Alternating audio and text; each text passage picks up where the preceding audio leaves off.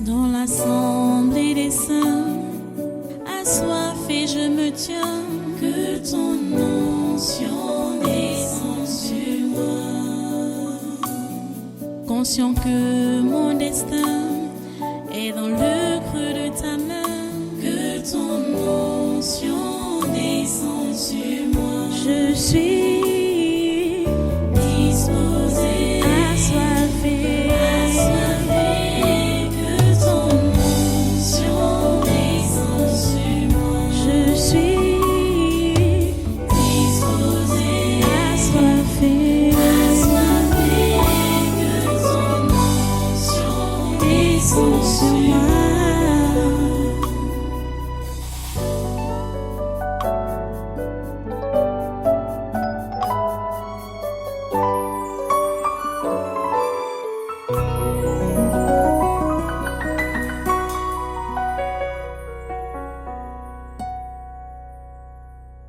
Alléluia. Reste debout et prends ta Bible. Prends ta Bible. Nous repartons toujours dans Proverbe chapitre 28 là. Proverbe chapitre 28, verset 6. Le Seigneur veut que ceci entre réellement dans ton esprit. Cet enseignement. Donc, ce séminaire du mois de décembre 2022. Proverbe 28, verset 6, qui dit donc: mieux vaut le pauvre qui marche dans son intégrité que celui qui a des voies tortueuses et qui est riche. Prions le Seigneur. Dieu Tout-Puissant, nous te remercions pour ta parole de ces moments. Nous te remercions pour ta parole de ce jour. Et nous te prions, Père Saint, que tu disposes nos esprits, nos êtres, à la recevoir et à l'appliquer. Ta parole qui donne la vie, ta parole qui sauve, ta parole qui donne le mouvement et l'être. Seigneur, donne-nous la grâce de pouvoir l'appliquer. Ô Dieu, interviens dans chaque vie et accomplis ta volonté dans nos vies en cet instant, comme au ciel. S'il te plaît, Seigneur, viens. S'il te plaît, Seigneur, agis. Nous voici à ta disposition. Merci, Seigneur, parce que tu nous écoutes. Au nom de Jésus, nous avons prié. Amen. Amen. Prenez place. Une fois de plus, soyez les bienvenus au Tabernacle de la Liberté. Soyez les bienvenus à ce congrès de surnaturel de ce 15 décembre 2022. Nous sommes arrivés à 2 semaines avant la fin de cette année pour boucler cette année de grâce que le Seigneur nous donne. Les amis, le Seigneur voudrait que vous ne continuez plus à fonctionner comme les païens ou comme les religieux, ceux qui ne le connaissent pas. Ce sont les païens et les religieux qui ne s'occupent que des choses de cette vie, de cette terre. Le manger, le boire, le vêtement, les voitures, les maisons, la belle vie sur la terre. Le Seigneur veut que vous puissiez vous débarrasser de ces préoccupations-là. Ce sont des préoccupations vaines là-bas. Le Seigneur veut que vous puissiez vous focaliser sur l'essentiel, qui est le salut de vos âmes et le salut de vos semblables. C'est sur cela que le Seigneur veut que nous soyons focalisés. Vous comprenez ça? S'il vous plaît, comprenez et répondez à l'interpellation du Seigneur. Je vous prenais l'exemple dimanche de cette petite fille que les Syriens avaient pris comme esclave et qui a été accueillie dans la maison de Naaman, le chef de l'armée de la Syrie. Cette petite fille était au service de la femme de Naaman. Elle était juive. C'était une fille qui connaissait son Dieu. Elle connaissait son Dieu. Elle savait que son Dieu avait son serviteur en Samarie, en Israël, Elle savait que son Dieu était capable. Même comme elle-même était victime de l'esclavage, cela ne l'a pas dérangée. Ça n'a pas réduit sa foi en son Dieu. Cher ami, je ne sais pas comment il faut que je puisse te parler pour que tu comprennes, pour que tu puisses avoir confiance en Dieu. Et que tu comprennes que tu n'as pas besoin d'avoir toute la sécurité alimentaire, d'avoir toute la sécurité vestimentaire, d'avoir toute la sécurité sociale pour que tu reconnaisses que ton Dieu est le vrai Dieu et que ton Dieu est capable de faire des merveilles, de te protéger, de te faire du bien. Parce que plusieurs veulent continuer à croire qu'il faut d'abord que Dieu leur entoure de toute la sécurité nécessaire pour qu'ils soient reconnus comme Dieu dans leur vie et qu'ils puissent donc le brandir à leurs adversaires, que vous voyez ce que mon Dieu m'a fait, vous voyez ce que mon Dieu m'a fait, vous voyez ce que mon Dieu m'a fait. Ça c'est pas ça que Dieu veut que tu fasses. C'est pourquoi j'avais dit qu'ici, là, on ne chante plus ce chant-là qui dit c'est quoi, hein? Fais les miracles. Ça dit encore quoi là?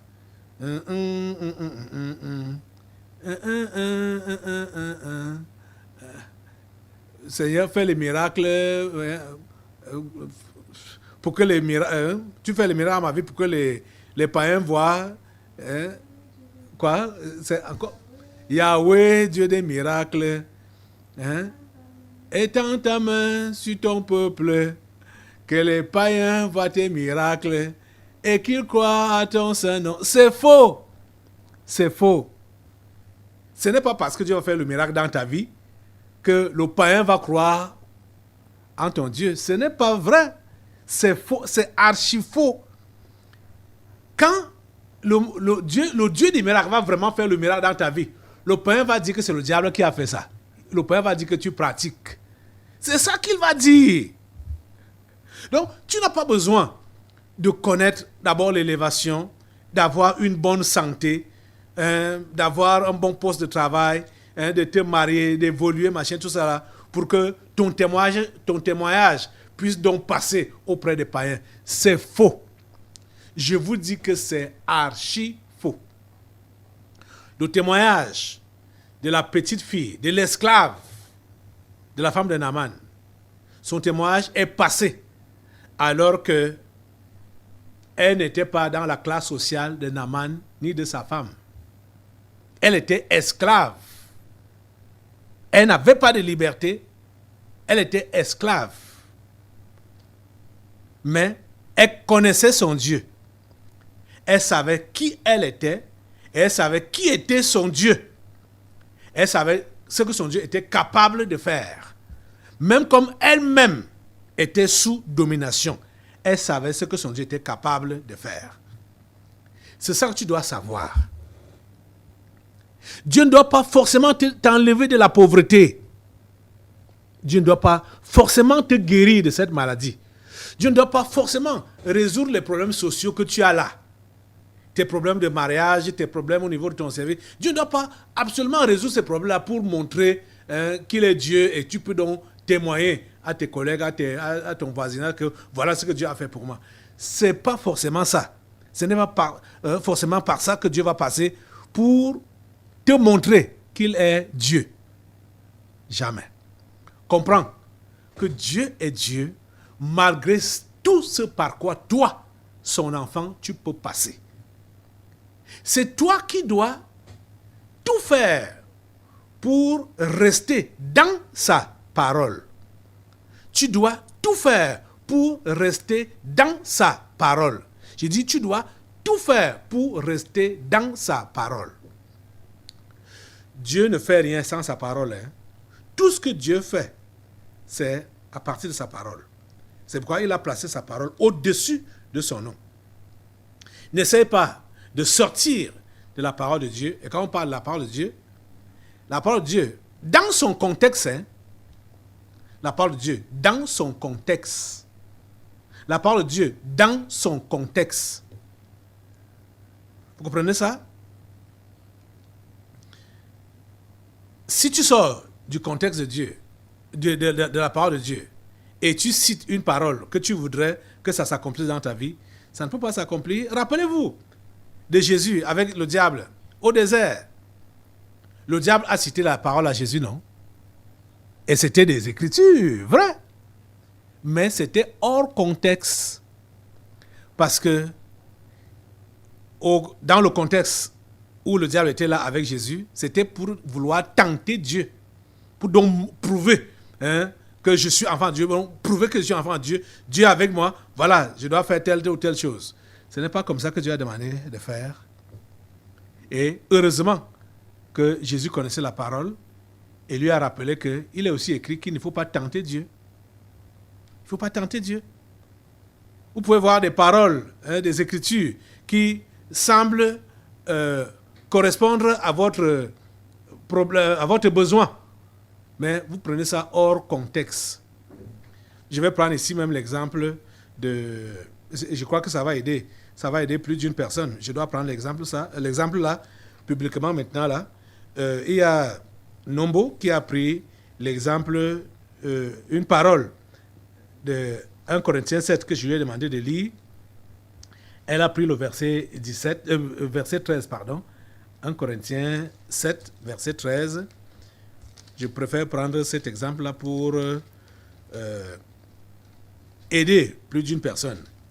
Le verset 13 dit « Et si une femme a un mari non-croyant et qu'il consente à habiter avec elle, qu'elle ne répudie point son mari. » Donc, elle a pris ce contexte par rapport au problème, pour ceux qui connaissent son problème. Elle a un mari non-croyant, mais ce verset n'est pas dans le contexte de cette sœur, Nombo, Vanessa. Ce n'est pas dans son contexte. Le contexte de Vanessa, c'est le contexte de la restitution. Parce qu'avant de s'engager dans cette liaison, elle avait été avertie. Elle avait été avertie clairement. Donc, pour elle là, c'est faire comme Zachée. Ça dit restituer. Et elle sait que c'est la restitution. Ça ne cadre pas avec le verset 13 ici. Ça ne cadre pas avec ça. Parce que quelque chose qu'on te dit que ne fais pas, que ce n'est pas clair, ce n'est pas bien. Tu t'engages à le faire. Et après, maintenant, là, tu vas convertir ça en cette méthode, en cette façon, parce que l'homme prétend dire que, bon, je ne te refuse pas de suivre ton église. Même comme je ne suis pas d'accord avec toi, avec la façon dont ton église, je ne te refuse pas. Mais ça a commencé comment? Ça a commencé comment? En commençant, elle était avertie qu'il ne fallait pas s'engager dans cette liaison-là.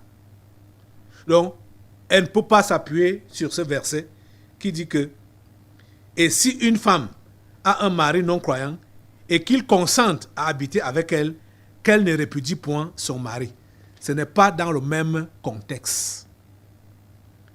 Donc, contexte, c'est le contexte de la restitution. Et rappelez-vous, je ne sais pas si elle suivait déjà les cultes ou bien elle a regardé ça sur YouTube, quand j'ai enseigné sur les raccourcis. Prendre le raccourci avec Dieu, c'est décider de ne jamais arriver à destination. Parce que quand le Seigneur te montre le chemin à suivre, toi, tu prends un raccourci. Avance. Va. Peut-être même tu peux aller parallèlement avec le chemin par lequel il t'a montré là. Ton raccourci peut essayer d'aller vers là-bas là. Mais tu ne pourras jamais arriver à la destination prévue par Dieu. Ce que tu es appelé à faire, c'est de rentrer en arrière. Reprendre là où tu as dévié. Ce n'est pas essayer d'améliorer là-bas. Ou de prendre même d'autres raccourcis pour atteindre le chemin principal par lequel tu dois aller. Non, tu dois rentrer en arrière. Là où tu as dévié, c'est par là que tu dois rentrer et reprendre à zéro pour prendre le chemin que le Seigneur a tracé devant toi. Prendre les raccourcis avec Dieu, c'est décider de ne jamais arriver à destination. Les raccourcis ne sont pas bien. J'ai longuement enseigné sur ça. J'ai donné une série sur ça, sur les raccourcis. Donc vous voyez, n'essayez jamais de prendre les raccourcis avec Dieu. Quand vous êtes déjà coincé parce que vous avez pris une mauvaise route dans la chose de Dieu, n'essayez pas d'améliorer la route là. Non. Rentrez en arrière. Rentrez là où vous avez dévié. Et reprenez à zéro. Recommencez à zéro. Vous comprenez ça? Les amis, je suis donc en train de vous dire que ta situation, en tant que chrétien, ne doit pas forcément s'améliorer pour que tu puisses donc avoir un grand témoignage qui va donc amener les païens à se convertir, à reconnaître ton Dieu. Non. C'est pas ça. La Bible nous dit que mieux vaut le pauvre qui marche dans son intégrité que celui qui a des voies tortueuses et qui est riche. Ce que tu dois rechercher, c'est l'intégrité, la justice, la vérité, la droiture. C'est ça que tu dois rechercher. Ce n'est pas la bénédiction, l'élévation, à tout prix. Ce n'est pas ça que tu dois rechercher. Tu comprends? Ça, c'est le faux message que tu as reçu dans le monde, dans le passé, chez les faux prophètes. Ce n'est pas ça que le Seigneur te... Ce n'est pas le genre de message là que le Seigneur te donne maintenant. Tu dois comprendre que il faut que tu te contentes de ce que tu as et que tu sois concentré sur ta mission. Et tu sais, ta mission a double volet. Ta mission, c'est pour sauver ton âme d'abord, ensuite sauver les âmes des autres. C'est là ta mission, sur cette terre. Ta mission n'est pas là pour prouver aux gens que tu as réussi dans la vie sur la terre et que tu n'as pas raté ta vie sur la terre. Ce n'est pas là ta mission. Ce n'est pas là ta mission. J'aimerais que vous puissiez vraiment comprendre ce que je dis là. Votre mission, votre but dans cette vie, et que vous puissiez ne vivre qu'avec ce but-là dans votre esprit. Ça va vous permettre vraiment d'être toujours au centre de la volonté de Dieu. Parce que, pour le moment, vous voyez que vous dérapez à tout bout de champ. Vous perdez la joie, vous perdez la paix, vous perdez la tranquillité parce que vous estimez que les choses ne vont pas dans votre vie comme il se doit. Vous n'êtes pas satisfait. Vous n'êtes pas heureux parce que vous n'avez pas accompli ce que vous devriez accomplir selon vous. Ce que vous devriez accomplir dans votre vie. Donc vous n'êtes pas satisfait. Et pourtant vous dites que vous êtes chrétien. Vous n'êtes pas satisfait en Christ. Vous n'êtes pas satisfait en Christ. Vous n'êtes pas satisfait. Si Christ ne vous satisfait pas, qu'est-ce qui peut encore vous satisfaire? Les amis, si Christ ne vous satisfait pas, qu'est-ce qui peut encore vous satisfaire? Allons un peu dans le Nouveau Testament là, ouvrez dans Colossiens, allons dans Colossiens. Oh Seigneur, ta grâce et ta miséricorde dans la vie de ces enfants, tes enfants que voici. Colossiens chapitre, on va prendre le chapitre, combien là? Le chapitre 1, Colossiens chapitre 1.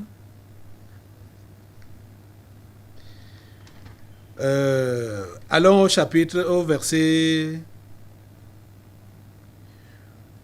verset 12. Commençons la lecture au verset 12. J'ai envie de commencer un peu plus haut, mais bon. Alors, commençons ici. Colossiens chapitre 1, à partir du verset 12, nous lisons. Rendez grâce au Père qui vous a rendu capable d'avoir part à l'héritage des saints dans la lumière. Comprenez ça? Rendez grâce au Père qui vous a rendu capable d'avoir part à l'héritage des saints dans la lumière. Vous n'avez rien à amasser dans la chrétienté. Hein? Vous n'avez rien à amasser dans la chrétienté. Le Père a tout amassé. Et le Père a prévu un héritage pour chacun d'entre vous. Vous n'avez rien à amasser, même pour vos enfants. Ce que vous devez leur donner, c'est Christ.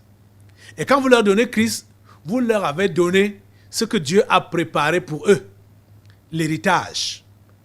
Un héritage est ce qu'on reçoit de nos parents qui ont travaillé pour nous. En matière de chrétienté, toi, chrétien ou chrétienne, tu n'as pas besoin de travailler pour te garantir quoi que ce soit. C'est le Père, Dieu le Père, qui a travaillé pour te garantir tout dans ta chrétienté. Tu comprends ça? Repars avec moi dans le verset 12 là. Colossiens chapitre 1, verset 12. Suivez très bien ce que ça dit. Ça dit quoi? Rendez grâce au Père. Qu'est-ce que vous devez donc faire? Vous devez remercier le Père. C'est Dieu le Père. Vous devez toujours le remercier. Au lieu de vous plaindre, vous devez le remercier. Qui vous a rendu capable d'avoir part à l'héritage des saints dans la lumière. Vous avez une part d'héritage avec les saints dans la lumière. Donc, vous n'avez pas besoin de bagarrer dans la vie pour vous accumuler des choses, pour gagner des choses. Vous avez déjà un héritage. Oh mon Dieu, donne-leur de comprendre. Verset 13. Qui nous a délivrés de la puissance des ténèbres et nous a transportés dans le royaume du Fils de son amour. Vous voyez? Les esprits familiers et la sorcellerie n'ont plus de pouvoir sur vous quand vous savez que vous avez été délivrés par Dieu le Père. Qui nous a délivrés de la puissance des ténèbres et nous a transportés dans le royaume du Fils de son amour. Si tu ne comprends pas ces choses, et toi, tu es là derrière les biens, derrière les choses, derrière les richesses. Tu vois que tu donnes accès aux esprits familiers, aux démons, aux puissants des ténèbres dans ta vie.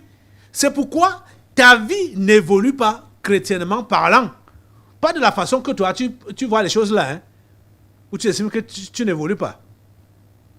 Tu comprends? Les esprits familiers ont la même mise sur toi quand ils savent que tes yeux, tes pensées, tout ton être est rivé derrière le monde et ses choses.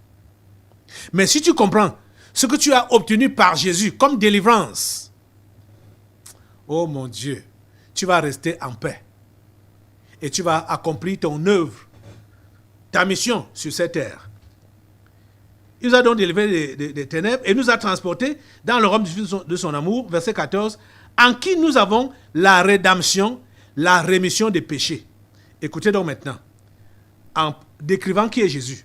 Parce que je suis en train de vous faire comprendre que si vous avez Jésus, vous ne devez pas estimer, ou pas même estimer, vous ne devez pas vous voir ou vous sentir insatisfait.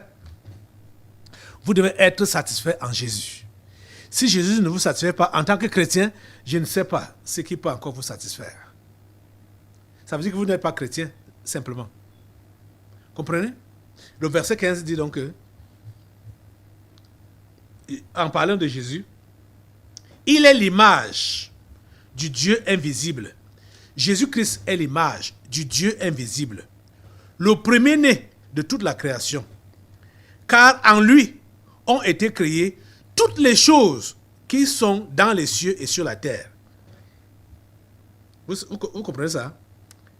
Toutes les choses que vous voyez dans les cieux et sur la terre, tout a été créé en Jésus. Tout a été créé en Jésus. Ce qui est dans les cieux et sur la terre. si vous voulez, vous partez dans les détails. Nommez tout. Tout ça là a été créé en Jésus. Tout ça là, tout ce que vous voyez, et même ce que vous ne voyez pas, tout a été créé en Jésus. Les choses invisibles comme les choses visibles, ça a été créé en Jésus. Verset 16. Oui. Car en lui ont été créées toutes les choses qui sont dans les cieux et sur la terre. Voilà, j'avais déjà dit ça. Les visibles et les invisibles. Trône, dignité, domination, autorité. Tout a été créé par lui et pour lui. Je vous disais pendant le séminaire, au début du séminaire, que quand on parle de célèbres, de célébrités, il n'y a pas de célébrité sur cette terre. La seule célébrité, c'est le Seigneur Jésus-Christ. Vous voyez, c'est confirmé dans ce verset 16 de Colossiens 1. Il est la seule célébrité. C'est à lui qu'appartient toute chose dans les cieux et sur la terre. Tout a été créé par lui et pour lui. Tout a été créé par lui et pour lui. Tout a été créé par lui et pour lui. Qu'est-ce que tu réclames? Qu'est-ce que tu n'as pas? Qu'est-ce que tu veux avoir? Qu'est-ce que tu vois que les gens ont? Les gens ont quoi? Ils ont quoi? Ils ont quoi? Salomon a dit, vanité des vanités, tout est vanité. Et Salomon a vécu une vie que personne d'autre n'a vécu. Ça, ce sont les paroles de Jésus sur la terre. Personne d'autre n'a vécu la vie de Salomon sur cette terre. Personne n'a vécu la vie de Salomon sur cette terre. Personne. Une vie de luxe, une vie de gloire, de richesse, une vie d'abondance. Je dirais une vie d'absolu. Une vie d'absolu dans la réussite. Une vie d'absolu dans la réussite sur la terre que Salomon a vécu. Mais ce Salomon dit, vanité des vanités, tout est vanité et la poursuite du vent. Il a compris qu'il n'avait rien. Et nous comprenons ici que Salomon n'avait rien parce que tout appartient à Jésus. Les choses qui sont dans les cieux comme celles qui sont sur la terre. Les visibles et les invisibles. Les trônes, les dignités, les pouvoirs, les gouvernements. Tout appartient à Jésus. Tout appartient à Jésus. J'ai dit tout appartient à Jésus. Il n'y a personne qui peut équivaloir à Jésus-Christ. Personne. Personne ne vaut Jésus. Je dis personne. C'est la pure vérité. Personne ne vaut Jésus. Vous comprenez ça? Oh Seigneur, ta grâce. Tout a été créé par lui et pour lui. Verset 17. Il est avant toute chose. Et toute chose subsiste en lui. Tout subsiste. Subsister, ça veut dire avoir tout a son support, son existence, sa subsistance en Jésus. Sans Jésus, il n'y a rien. Qu'est-ce que tu peux faire sans Jésus? Qu'est-ce que tu peux faire? Qu'est-ce que tu vaux sans Jésus? Tu peux aller où sans Jésus? Oh Seigneur, ta grâce. Il est avant toute chose, et toute chose subsiste en lui. Il est la tête du corps de l'Église. Il est le commencement, le premier-né d'entre les morts, afin d'être en tout le premier. Jésus est en tout le premier. En tout le premier. Car Dieu a voulu que toute plénitude habitât en lui. Car Dieu a voulu que toute plénitude habitât en lui. Dieu a voulu que toute plénitude habitât en lui. Je vais vous prendre un exemple terre à terre. Tout ce que vous ne voyez pas, que Dieu a créé, dans les cieux et sur la terre, tout ce que vous voyez et ce que vous ne voyez pas. Jésus est donc comme cette bouteille que vous voyez devant moi là. Et tout ce que vous voyez et que vous ne voyez pas, dans les cieux et sur la terre, Dieu a pris tout ça. Dieu a mis ça dans cette bouteille, en Jésus. Ça veut dire que la contenance du ciel, de la terre, de tout le monde, c'est ici. C'est en lui. Ça veut dire quoi? Quand tu as donc cette bouteille, ça veut dire que tu possèdes le monde entier. Les choses visibles comme les choses invisibles. Ça veut dire que tu possèdes tout.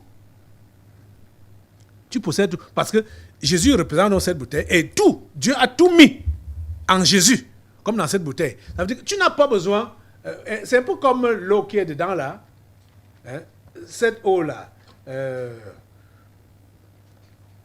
Si elle se verse là, elle est éparpillée. Mais quand elle est ici, là, elle est contenue ici. Et tu peux la voir en totalité. Et rien ne se perd. Parce que c'est dans la bouteille. C'est comme ça. Jésus a donc tout reçu. Les gloires célestes comme les gloires terrestres. Les richesses célestes comme les richesses terrestres. Jésus a tout reçu. Dieu a tout pris et a enfoui ça en Jésus. Ça veut dire que quand tu as donc Jésus, tu as tout. Tu as le monde entier. Mais les gens courent après le monde. Les gens veulent posséder le monde entier. Les gens courent après les choses sans savoir que c'est la poursuite du vent. Ce dont vous avez besoin, c'est seulement posséder Jésus. Quand vous avez Jésus, vous avez tout. Quand vous avez Jésus, vous avez tout. Je vous dis, quand vous avez Jésus, vous avez tout. Vous comprenez ça? Mieux vaut le pauvre qui vit dans son intégrité que celui qui a des voies tortueuses et qui est riche. Vous voyez que les pauvres en Jésus, c'est les pauvres en apparence. Parce qu'en réalité, ils ne sont pas pauvres. Ils ont tout. Je vais finir la lecture de Colossiens là. Verset 19 a dit donc que car Dieu a voulu que toute plénitude habitât en lui. Vous voyez? Il a voulu que toute plénitude habitât en lui. Verset 20. Il a voulu, par lui, réconcilier tout avec lui-même, tant ce qui est sur la terre que ce qui est dans les cieux, en faisant la paix par lui, par le sang de sa croix. Et vous, qui étiez autrefois étrangers et ennemis par vos pensées et par vos mauvaises œuvres, il vous a maintenant réconciliés par sa mort dans le corps de sa chair, pour vous faire paraître devant lui saint, irrépréhensible et sans reproche. Si du moins vous demeurez fondés et inébranlables dans la foi, sans vous détourner de l'espérance de l'évangile que vous avez entendu, qui a été prêché à toute créature sous le ciel et dont moi, Paul, j'ai été fait ministre. Vous savez, quand on parle de l'évangile, il s'agit de l'annonce de la personne de Jésus, qu'il est sauveur. Comme je vous ai illustré ça, que en présentant Jésus, on présente tout ce que Dieu a, tout ce que Dieu a créé, tout ce que Dieu possède. Et quand tu prends donc Jésus, tu as pris tout ce que Dieu avait mis à ta disposition. Mais vous autres, vous dites réellement que vous avez pris Jésus? Vous croyez en Jésus? Vous êtes chrétien? Pourquoi êtes-vous donc insatisfait en lui? Pourquoi n'êtes-vous pas content de votre chrétienté? Pourquoi les pleurs, les plaintes, les lamentations? Pourquoi la course effrénée derrière les biens matériels? Pourquoi l'insatisfaction? Et pourquoi les envies? Vous enviez d'autres. Vous enviez même les cadavres. Vous enviez les mondains. Pourquoi les envies? Pourquoi tout ça? Quand vous dites que vous possédez Jésus, en qui Dieu a tout mis, toutes les richesses du monde, les richesses visibles et invisibles, toutes les richesses du ciel, Dieu a pris tout ça là et a mis ça en Jésus. Et Dieu vous a dit, voilà Jésus, prenez. Vous dites que vous l'avez pris. Mais vous demeurez dans l'insatisfaction. Qu'est-ce qui ne va pas avec vous? Hein, dites-moi, mais qu'est-ce qui ne va pas avec vous? Ne comprenez-vous pas ce que vous avez fait? Ne comprenez-vous pas ce qui s'est passé en vous? Vous n'avez pas besoin de vivre l'opulence pour prouver que Dieu vous a tout donné. Vous n'avez pas besoin d'avoir tout l'argent dont vous avez besoin pour prouver que Dieu vous a écouté et vous a béni, vous a exaucé. Vous n'avez pas besoin de ça. Revoyons, allons encore avec la pensée vers cette petite fille juive dans 2 Rois 5, esclave. Mais sa position d'esclave ne l'a pas empêché de reconnaître que son Dieu était puissant et que son Dieu pouvait même guérir son maître, le maître qui dominait sur elle, que son Dieu était capable de le guérir, de le délivrer. Et elle ne s'est pas retenue. Elle a témoigné de son Dieu dans sa condition d'esclave. Ton témoignage de Jésus ne doit pas avoir d'hésitation parce que tu as des épreuves au niveau de ta santé. Tu as des épreuves au niveau de tes finances. Tu as des handicaps au niveau social. Ton témoignage de Jésus ne doit pas avoir des couacs, ne doit pas avoir de limites à cause de ces choses-là. Et ton cœur même ne doit pas être dérangé à cause de ces choses-là qui t'entourent. Et que ça ne donne pas selon les normes du monde. Parce que maintenant, ce n'est plus selon les normes du monde que tu marches, mais tu marches selon les normes de Christ. Christ doit te satisfaire à tout point de vue. Christ doit te satisfaire. Que tu aies de l'argent ou pas, que tu aies mangé ou pas, que tu aies ce que les autres ont ou pas, tu dois être satisfait en Christ. Tu comprends ça? Tu ne dois pas perdre ton sommeil, tu ne dois pas perdre ta paix parce que tu es à la recherche ou à la course des choses de ce monde. Tu comprends ça? La causerie des sages ne dure pas. Hein? Je vais m'arrêter aujourd'hui en te réitérant ce conseil. Mieux vaut le pauvre qui marche dans son intégrité que celui qui a des voies tortueuses et qui est riche. La richesse à tout prix va t'amener, va te conduire dans des voies tortueuses. Corruption, vol, détournement, prostitution et tout ce qui est malsain. Mais écoute ce conseil. Mieux vaut le pauvre qui marche dans son intégrité que celui qui a des voies tortueuses et qui est riche. Écoute le conseil de Dieu. Reçois Jésus comme ton Seigneur et Sauveur personnel et sois satisfait en lui. Tu ne dois pas connaître l'insatisfaction alors que Jésus est dans ta vie.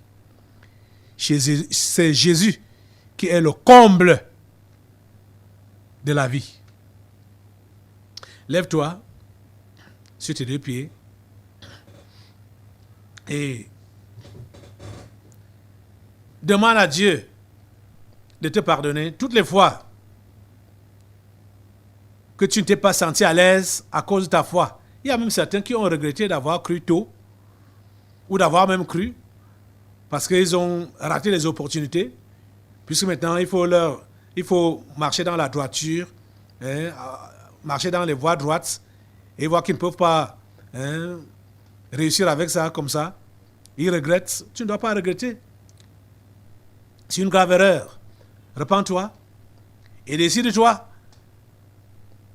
de marcher dans la voie droite du Seigneur. De marcher dans l'intégrité, malgré ta condition extérieure, malgré ta condition physique. Seigneur, s'il te plaît, soutiens ces hommes et ces femmes. Seigneur, s'il te plaît, permets qu'ils comprennent ce que ton Fils vaut en eux, en tant que celui en qui tu as tout mis. Tout ce qui est comme richesse dans les cieux et sur la terre, c'est en Jésus. Ô Dieu, donne-leur cette grâce de te remercier toujours et toujours du fait que tu leur as donné le privilège de devenir enfants de Dieu. Merci Seigneur d'ancrer cette vérité, cette réalité dans leur esprit, dans leur cœur, et de leur faire vivre cela au quotidien. À toi toute la gloire et tout les honneurs, au nom puissant de Jésus. J'ai prié. Amen. Amen. Assois-toi. Nous allons maintenant passer aux délivrances prophétiques. Dans l'assemblée des saints, assoiffé je me tiens, que ton onction descende sur moi.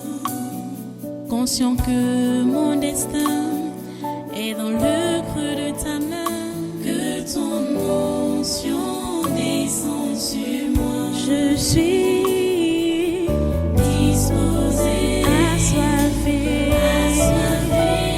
que ton onction descende sur moi. Je suis disposé, assoiffé, que ton onction descende sur moi.